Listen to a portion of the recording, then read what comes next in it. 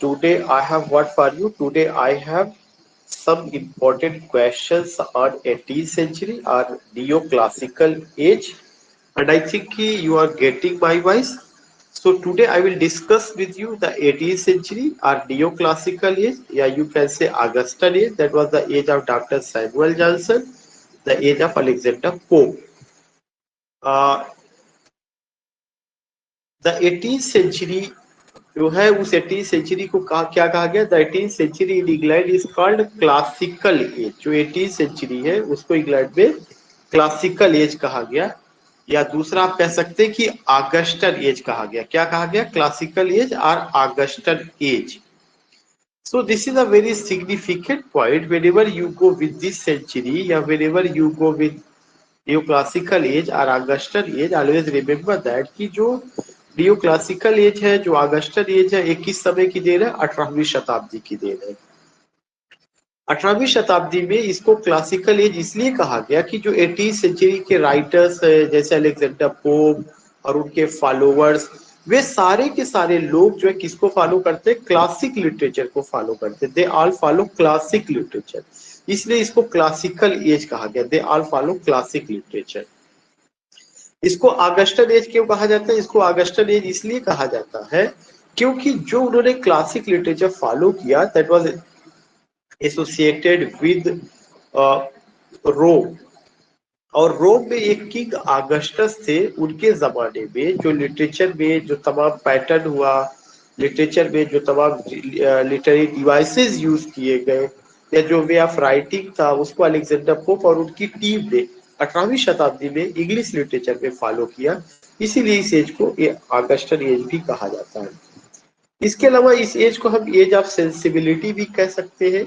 As of sensibility जो है वो आपका 18वीं शताब्दी में डॉक्टर सैमुअल जॉनसन का पीरियड है, जो 1745 से 1785 तक चलता है।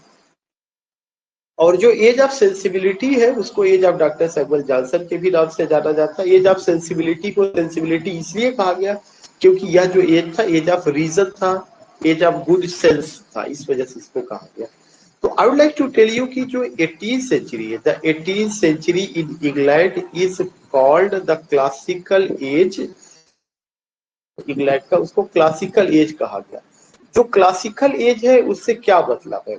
जब भी आएगा क्लासिकल एज, इसको इसलिए कहा गया कि Alexander Pope and his followers या हिज टीम मेंबर्स, या Alexander Pope and other poets of the 18th century followed some literary principle. और उन्होंने जिस लिटरेरी प्रिंसिपल को फॉलो किया वह क्लासिक एज का था। क्लासिक एज का मतलब कि रोमन, और आप कह सकते हैं कि इटली का जो किंग ऑगस्टस के जमाने में जो लिटरेरी पैटर्न था, वे ऑफ राइटिंग थी, उसको उन्होंने फॉलो किया। जैसे आयरनी का यूज, सटायर का यूज है, सब स्ट्रिक्ट नाम्स है, हीरोइक कपलेट का यूज, इस तरह की चीजों को, इसको इसीलिए ऑगस्टन एज भी कहा जाता है। और यह जो एज था, एज ऑफ गुड सेंस था, एज ऑफ रीजन था। और अगर देखेंगे कि जो क्लासिकल एज है इसको 3 हिस्सों में बांटा जाता है। एजेस ऑफ ड्राइडेन, जो ड्राइडेन था एज था वो मैं पढ़ा चुका हूँ, उसको रिस्टोरेशन एज कहा जाता है। फिर दूसरा एज है अलेक्जेंडर पोप का एज, इस एज को ऑगस्टन एज कहा जाता है। फिर तीसरा एज है डॉक्टर जॉनसन, इसको एज ऑफ सेंसिबिलिटी या age of doctor Samuel Johnson कहा जाता है। अब उसके बाद आता है कि दो Dryden belongs to the 17th century, the restoration period, he is also included in the classical age. Dryden तो 17वीं शताब्दी से बिलोंग करते हैं। 1660 से लेकर 1700 ईस्वी तक का जो पीरियड है उसको आप किसके नाम से जानते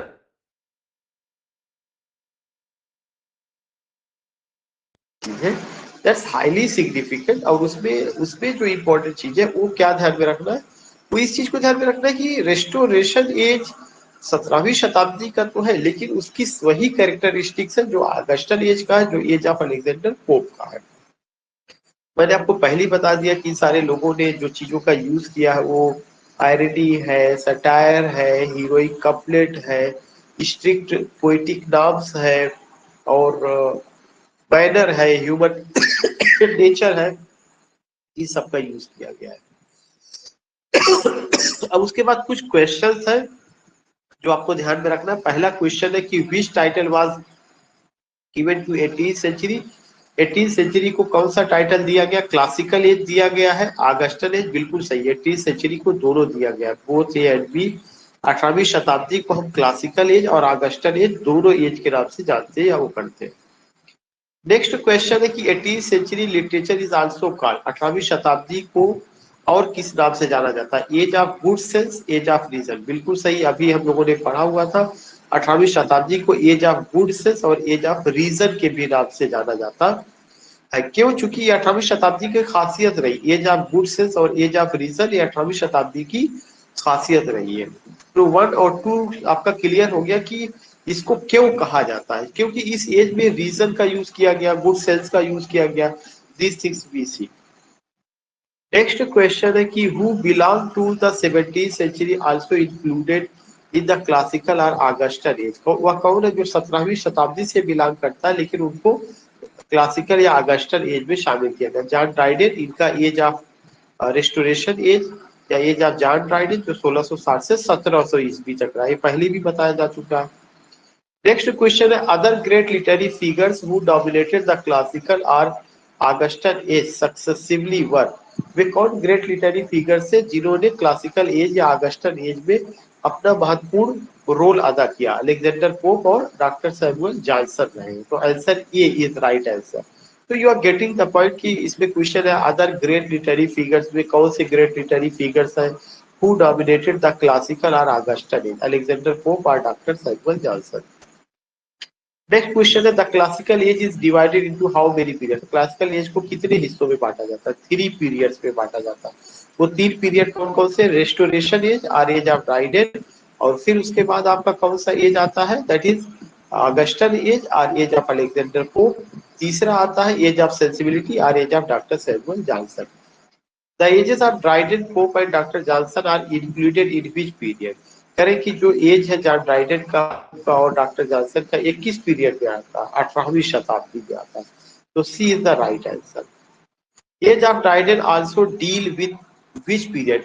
एज ऑफ ड्राइडेन किस पीरियड को डील करता है? एज ऑफ ड्राइडेन जो है रेस्टोरेशन पीरियड को डील करते हैं, हम सबको पता है एज ऑफ ड्राइडेन का दूसरा नाम ही रेस्टोरेशन पीरियड है। नेक्स्ट क्वेश्चन क्लासिकल एज से रिलेटेड है। क्लासिकल एज का मतलब कि एज ऑफ अलेक्जेंडर पोप, जिसको हम ऑगस्टन एज भी कहते हैं। ऑगस्टन एज क्यों पढ़ा था? किंग ऑगस्टस के नाम पे पढ़ा था। Which term refers in general applies to writers of the highest rank in any nation? Correct, which term वह कौन सा शब्द है रिफर्स जो रिफर करता है जनरल, जनरल में applies to writers of the highest rank in any nation, जो कि जो है किसी भी दुनिया में किसी भी नेशन में वो highest rank, that is the classic age, classic age था। विच टर्म कौन सा शब्द? In general, which term refers in general applies to writer, जो राइटर के लिए अप्लाई किया जाता है ऑफ द हाईएस्ट रैंक, जो सबसे हाईएस्ट रैंक का होता है इन एनी नेशन, मतलब हर राष्ट्र में कोई ना कोई क्लासिक एज रहा। जैसे अगर अपने यहाँ का पूछा जाएगा अपने यहाँ का क्लासिक एज क्या रहा है, जब द रामायण लिखा गया, द महाभारत लिखा गया, द गीता लिखा गया, तो वो जो टाइम था द वेदास, वो टाइम क्लासिक एज का था। तो this is the a classic term was first applied to the works of which great writer? जो क्लासिक टर्म है इसको अप्लाई किया गया था किन ग्रेट राइटर्स की चीजों को समझने के लिए? ग्रीक और रोम, बिल्कुल सही। ग्रीक और रोम के राइटर ने जो काम किया था उनको समझने के लिए कौन से टर्म को अप्लाई किया गया? क्लासिक टर्म को। नेक्स्ट क्वेश्चन है why the writers of the 18th century in England began to be called classic writers? 18वीं शताब्दी के राइटर जो इंग्लैंड के थे उनको क्लासिक राइटर्स क्यों कहा गया? They follow the simple and noble methods of the great ancient writers. They have their own ideas to conduct. They have moral earnestness of Puritanism. ये is the right answer. क्यों कहा गया? क्योंकि they follow the simple and noble methods. उन्होंने उस simple और noble methods को follow किया of the great ancient writers. जो great ancient writers थे उनके पैटर्न को उन्होंने फॉलो किया। और वे ग्रेट एंशिएंट राइटर्स कौन कौन से थे? जैसे होमर हो गए, वर्जिल हो गए, थियोक्रिटस हो गए, उनकी जो स्टाइल थी, जो पैटर्न लिखने का था, उसको उन्होंने फॉलो किया। इसीलिए इस एज को क्लासिक एज कहा जाता है। और साथ ही साथ ऑगस्टन एज क्यों कहा गया? क्योंकि ये जो क्लासिक लिटरेचर रोम का आया था वो किंग ऑगस्टस के जमाने में आया था, इसलिए इसको ऑगस्टन एज भी कहा जाता है। नेक्स्ट क्वेश्चन है when a large number of writers produce works of great merit in every nation literature such a period is often called? कह रहे कि जब एक लार्ज नंबर ऑफ राइटर, जब बड़े पैमाने पर राइटर्स जो है क्या करते हैं, ग्रेट वर्क्स को प्रोड्यूस करते हैं और उसमें मेरिट दिखाई पड़ता है, तो किसी भी राष्ट्र का जो ये नेशनल लिटरेचर होता है उसको किस नाम से जाना जाता है? उसको क्लासिकल पीरियड के नाम से जाना जाता है। किस पीरियड के? क्लासिकल पीरियड के नाम से जाना जाता है। हमेशा ध्यान में रखना कि हर राष्ट्र का अपना क्लासिकल पीरियड होता है, और वह जो क्लासिकल पीरियड होता है उस पीरियड में जो भी लिटरेचर आता है वह अपने में यूनिक होता है। जो भी लिटरेचर आता है वह अपने में मैचलेस होता है, वह अपने में नोबल होता है, वह अपने में श्रेष्ठ होता है। The rain of Augustan is called, करें कि जो रेन था ऑगस्टन के जमाने, किंग ऑगस्टस के जमाने का जो शासन था उसको किसके नाम से जाना जाता है? The classical age of Italian, the classical age of Rome, the classical age of Rome. Answer B is the right answer. तो जो किंग ऑगस्टस थे और रोम के राजा थे, और उनके जमाने में जो लिटरेचर लिखा गया वह रोम का क्लासिकल लिटरेचर था, जिसमें मैंने अभी आपका नाम बताया, होमर हो गए, थियोक्रिटस हो गए, वर्जिल हो गए, और तमाम ग्रेट राइटर्स, ड्रामेटिस्ट में सोफोक्लिस वगैरह थे, ये सब लोग आते हैं। देन यू फाइंड कि the next question, the age of Dante is called, Dante का जो एज था उसको क्या कहा जाएगा? दांते का age the classical age of Italian literature, Dante की एज को classical age of Italian literature कहा जाएगा। During classical period, the English writers rebelled against the exaggerated and fantastic style of writing prevalent during which ages? Elizabethan age सही है, Puritan as सही है, both A and B सही है। इसका मतलब सही आंसर कौन सा? A and B. Answer C is the right answer. इसमें उन्होंने क्या बताया है कि during classical period, classical period के समय, क्लासिकल पीरियड का होता है इंग्लिश जो क्लासिकल पीरियड है, क्लासिकल पीरियड का मतलब जो English classical period, age of Alexander Pope, age of doctor Samuel Johnson, age of John Dryden, ये इंग्लिश क्लासिकल पीरियड है। इस समय के राइटर ने क्या किया? द इंग्लिश राइटर रीबेल्ड, उन्होंने विद्रोह किया against the exaggerated and fantastic style, जो एक फैंटास्टिक स्टाइल थी जिसमें बढ़ा चढ़ा के बातें कही जाती थी, ऑफ राइटिंग प्रिवेलेंट, जो राइटिंग में मौजूद थी, प्रचलन में थी, ड्यूरिंग विच एज, इसका विरोध किया गया, किस एज में किया गया? इसका विरोध प्यूरिटन एज में किया गया, एलिजाबेथन एज में किया गया, बोथ ए एंड बी। बिल्कुल सही है, इसका विरोध इस एज में किया गया, A and B, both A and B. 18th century writers were influenced by French writer, जो 18वीं शताब्दी के राइटर्स थे वे फ्रांस के किस राइटर से प्रभावित थे? Boileau and Rapin, this is the right answer B. 18वीं शताब्दी के जो राइटर थे उनके ऊपर असर जो था वे फ्रांस के राइटर से प्रभावित थे, बॉलियू एंड रॉबिन से। क्यों प्रभावित थे? कारण यह है कि ये जो सेंचुरी हुई, जब इसकी शुरुआत हुई तो वहां से किंग चार्ल्स सेकंड की वापसी हुई थी 1700 में, 1660 में, जो रेस्टोरेशन पीरियड का समय था, वहां से उनकी वापसी हुई थी। तो फ्रांस की कल्चर, फ्रांस का लिटरेचर, फ्रांस की अदब, फ्रांस की आप कह सकते हैं कि literary taste, human nature, manner से बहुत ज्यादा प्रभावित थे, और उसको उन्होंने इंग्लैंड में लागू किया। इसलिए जो है क्या है कि जो 18वीं शताब्दी के राइटर्स हैं वो फ्रेंच राइटर से भी प्रभावित है, बॉयल्यू एंड राफी से। Who insisted on precise methods of writing poetry and who professed to have discovered their rules in the classics of Horace and Aristotle? कह रहे कि वे कौन से राइटर हैं जिन्होंने कहा कि हमें संक्षिप्त मेथड को, शॉर्ट मेथड अडॉप्ट करना पड़ेगा पोएम को लिखने के लिए, and who profess to have discovered their rules, और किन्होंने तमाम रूल्स को खोज किया, in the classics of Horace and Aristotle.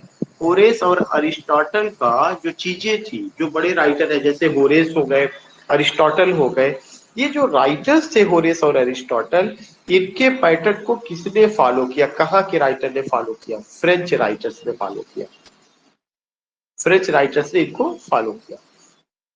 तो ये चीज ध्यान में रखना है। नेक्स्ट है what is pseudo classes, pseudo classicism क्या है? फॉल्स और शैम क्लासिसिज्म। जब भी ये क्वेश्चन बहुत इंपॉर्टेंट है, सूडो क्लासिस, सूडो का मतलब ही होता है फॉल्स या झूठा। सूडो क्लासिसिज्म का दूसरा नाम है फॉल्स और शैम क्लासिसिज्म।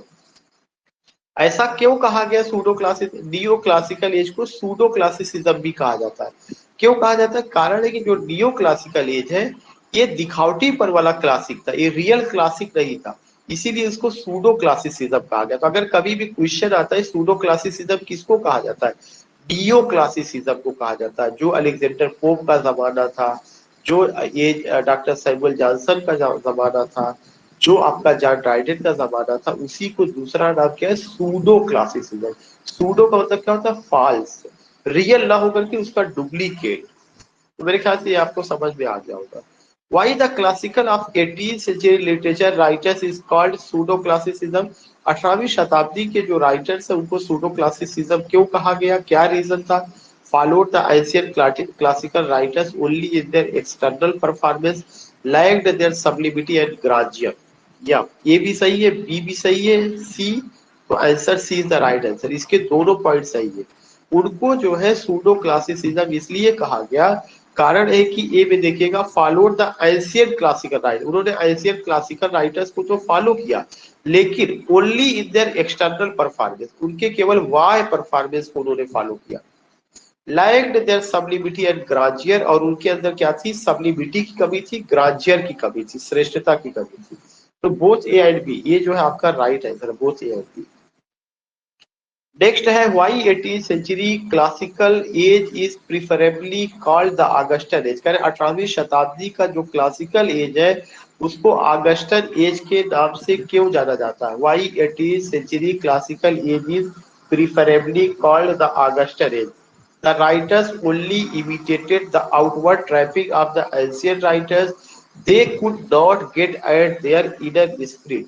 क्या इसमें बताया गया? द राइटर्स ओनली इमिटेटेड, जो राइटर्स हैं उन्होंने केवल इमिटेट किया द आउटवर्ड ट्रैपिंग, जो बाहर की ट्रैफिक थी, of the ancient writers, they could not gate eight their inner spirit. तो बोथ ए एंड बी बिल्कुल सही है, बोथ ए एंड बी, इसका मतलब ए एंड बी। फिर से मैं क्वेश्चन पढ़ दूं, why 18th century classical age, 18वीं शताब्दी का जो क्लासिकल एज है, इज प्रिफरेबली कॉल्ड, उसको क्यों कहा गया ऑगस्टन एज? ऑगस्टन एज इसलिए कहा गया कि किंग ऑगस्टस के जमाने में जो लिटरेचर का पैटर्न वहां का था, उसको जो उन्होंने लिखा, जो लिखा गया था उसको उन्होंने फॉलो किया, इसलिए इसको ऑगस्टन एज कहा जाता है। मैं उसके ऑप्शन पढ़ रहा हूँ। द राइटर्स ओनली इमिटेटेड, क्योंकि 18वीं शताब्दी के जो राइटर्स थे उन्होंने केवल नकल किया। द आउटवर्ड ट्रैफिक, जो बाहर का जो एक पैटर्न था, of the ancient writers, ancient writers का, इसलिए यह बिल्कुल सही बात है, उन्होंने जो इमिटेट किया, नकल किया, वह केवल एक्सटर्नल पैटर्न को उन्होंने फॉलो किया। They could not gate eight their inner spirit, लेकिन वे उनके अंदर की जो खूबसूरती थी उनके लिटरेचर की, उसको नहीं अडॉप्ट कर पाए, उसको नहीं अप्लाई कर पाए, उसको नहीं फॉलो कर पाए। तो एक पॉइंट ये था कि they could not gate eight their inner spirit. The term Augustan age was chosen by the writers of which age? कह रहे जो Augustan age जो टर्म है, यह शब्द किन राइटरों के द्वारा चूज किया गया? Puritan age, 18th century writer, the restoration period. Augustan age जो टर्म यूज किया गया या चूज किया गया है, यह 18वीं शताब्दी के राइटर्स ने इसको चूज किया। Answer B is the right answer. 18th century literature is generally called by which terms? जो 18वीं शताब्दी का लिटरेचर है उसको किस नाम से जाना जाता है? क्लासिकल एज और ऑगस्टन एज के नाम से जाना जाता है। किस एज के नाम से? 18वीं शताब्दी का जो क्लासिकल एज, ऑगस्टन एज है, इसका मतलब age of Alexander Pope, age of doctor Samuel Johnson. Who made Roman literature famous during the reign of Emperor Augustus? करे जो रोम के किंग ऑगस्टस थे उनके समय में रोमन लिटरेचर को किसने फेमस किया? अभी मैं नाम ले रहा था, होरेस, बिल्कुल होरेस ने फेमस किया, वर्जिल ने फेमस किया और सिसिरो ने फेमस किया। Yes, Horace, Virgil and Cicero, both A and B, ये नाम आप ध्यान में रखिएगा। इन लोगों ने रोमन लिटरेचर को बहुत ज्यादा फेमस किया, होरेस, वर्जिल एंड सिसिरो। Next है age of reason or age of good sense. Why the 18th century is also called the age of reason or the age of good sense? 18वीं शताब्दी के as को as of reason या age of good sense क्यों कहा जाता है? In every matter, man should apply this own reason and common sense. People began to think that undue respect for authority of the ancients was a great source of error. तो ए और B दोनों सही है, इसका मतलब answer C is the right answer. फिर से question देखिएगा, why the 18th century is also called the age of reason? Age of reason उसको इसलिए कहा गया कि लोगों ने अपने रीजन और कॉमन सेंस को अप्लाई किया, इसलिए इसको एज ऑफ रीजन कहा गया। दूसरा चीज है कि people began to think that undue respect for authority of the ancient was a great source of error. और लोगों ने ये भी सोचना शुरू कर दिया कि जो इतना रिस्पेक्ट एंशिएंट राइटर्स को दिया गया यह एक बड़ी गलती थी, उन्होंने रीजन को अप्लाई किया, इसलिए इसको ऐसा कहा गया। Critics could declare that the validity of the rules of art was derived from reason. Critics ने इस चीज को डिक्लेयर किया कि जो वैलिडिटी है आर्ट का, जो आप लिख रहे हैं, validity of the rules of art was derived, कहाँ से इसको डिराइव किया गया? रीजन से डिराइव किया गया। जो रूल्स जो रेगुलेशन आप फॉलो कर रहे हैं ये आप अपना दिमाग लगाते तभी आया है। During 17th century who stood against ancient authorities secular matters, कह रहे कि 17वीं शताब्दी में वह कौन से राइटर है जो सेकुलर मैटर के अगेंस्ट में खड़े हुए? वो कौन से? Sir Thomas brown. क्यों? सर थॉमस ब्राउन ने धार्मिक मैटर पे बात की है और उनकी किताब का क्या नाम है? रिलीजियो मेडिसी करके। ब्राउन का रिलीजियो मेडिसी किताब है, मैं यहाँ लिख दे रहा हूँ, religio Medici, MEDICI, religio Medici is the book of this man, sir Thomas brown, who declared that in religion haggard and unreclaimed reason must stoop unto the lure of faith. Sir William Temple, Thomas Sprott,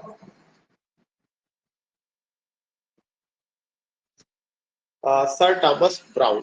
फिर करें who declared, किन्होंने declare किया that in religion, कि religion में haggard and अनरिक्लेम्ड reason must stoop, कि religion में हमें ऐसे reason को जो है क्या करना चाहिए? स्टॉप करना चाहिए जो कि क्या है? हैगार्ड है और जो जिसको जिसको कि अनरिक्लेम्ड है, जिसको कि हम क्लेम ना कर सके। ये बात किसने कही? सर थॉमस ब्राउन ने कही। Answer C is the right answer. The great philosopher had opined that there was no war between faith and reason. जो ग्रेट फिलोसफर थे उस समय, उन्होंने अपनी राय व्यक्त की कि रीजन और फेथ के बीच में कोई वॉर नहीं है, कि जैसे फेथ का मतलब धार्मिक विश्वास है, रीजन का मतलब हो गया वैज्ञानिक दृष्टिकोण। ये बात किसने कही? जॉन लॉक ने कही है। ये बहुत इंपॉर्टेंट क्वेश्चन है। Who declared faith in an essay concerning human understanding? किसने डिक्लेयर किया फेथ को अपने एसे में कंसर्निंग ह्यूमन अंडरस्टैंडिंग में? John Locke. जॉन लॉक ने फेथ को डिफाइन किया है अपने एसे ह्यूमन अंडरस्टैंडिंग में। क्वेश्चन नंबर 29 है why the need of the expert और specialist vanishes during the 18th century. कह रहे कि व्हाई द नीड ऑफ, क्यों जरूरत नहीं पड़ती एक्सपर्ट की या स्पेशलिस्ट की? और ऐसा लगता है 18वीं शताब्दी में जो एक्सपर्ट और स्पेशलिस्ट है वे गायब नजर आते हैं। क्यों? Every man becomes his own philosopher, हर आदमी अपना खुद का फिलोसफर हो गया था। Every man is complete to decide, हर आदमी अपने में कंप्लीट था चीजों को डिसाइड करने के लिए। बिल्कुल सही बात। 18वीं शताब्दी में हर आदमी तर्क करने लगा था, हर आदमी चीजों को तर्क की कसौटी पर और अपनी राय देता था, इसलिए किसी एक्सपर्ट की जरूरत लोगों को नहीं पड़ी।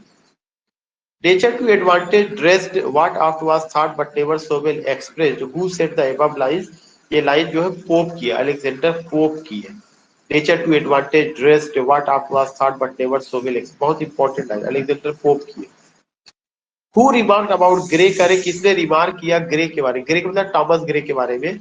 एलजी, करे टॉमस ग्रे की जो एलजी है, elegy written in a country church, किसने उसके बारे में लिखा? इट अबाउंड्स विद इमेजेस, एक इसमें बहुत सारी इमेजेस है। विच फाइंड अ मिरर, जिसमें हमें एक ऐसा मिरर दर्पण नजर आता है। इन एवरी माइंड, जिसमें हम हर माइंड को देख सकते हैं। एंड विच सेंटीमेंट्स, और तमाम भावनाओं को। To which every bosom returns and echo, जिसमें हमें क्या होता है कुछ ना कुछ चीजें जो है नजर आती है। तो ये चीजें किसने बताई? ये बात डॉक्टर जॉनसन ने कही हुई। It's a very important point, ये आपको याद करना पड़ेगा। ये क्वेश्चन पूछा जाता है और सबके लिए इंपॉर्टेंट, जीटी पीजीटी, ये सारे क्वेश्चंस इंपॉर्टेंट, इसमें आप किसी तरह हीला वाली नहीं कर सकते। इसलिए आज मैंने 32 क्वेश्चंस को कवर किया। Who said that the highest type of art which deals with what is general and universal rather than with what is individual and particular? Who said, किसने कहा? The highest type of art, वह art जो सबसे ऊंचा होता है, which deals with, जो deal करता है, व्हाट इज जनरल, जो जनरल है, एंड यूनिवर्सल, जो यूनिवर्सल है, rather than with what is individual and particular, ताकि वह इंडिविजुअल या पार्टिकुलर हो। पोप एंड डॉक्टर जॉनसन ने ये बात कही है। क्वेश्चन क्या है? हु सेड, किसने कहा, that the highest type of art, उच्च कैटेगरी का आर्ट हुआ है या उच्च कैटेगरी का लिटरेचर हुआ होता है, विच डील्स विद, जो ऐसे सब्जेक्ट मैटर को डील करता है जो जनरल हो, जो सबके लिए समझ में आई है और यूनिवर्सल हो, ऐसा ना हो कि वह इंडिविजुअल या पार्टिकुलर। ये बात किसने कही, दोनों लोगों ने कही, पोप और डॉक्टर जॉनसन। तो इसे मैंने कंप्लीट कर दिया। कल हम और कुछ क्वेश्चंस के साथ आएंगे। अब आपको क्लास का टाइमिंग बताएंगे क्योंकि थोड़ा सा अभी इधर टाइम को लेकर थी इसलिए।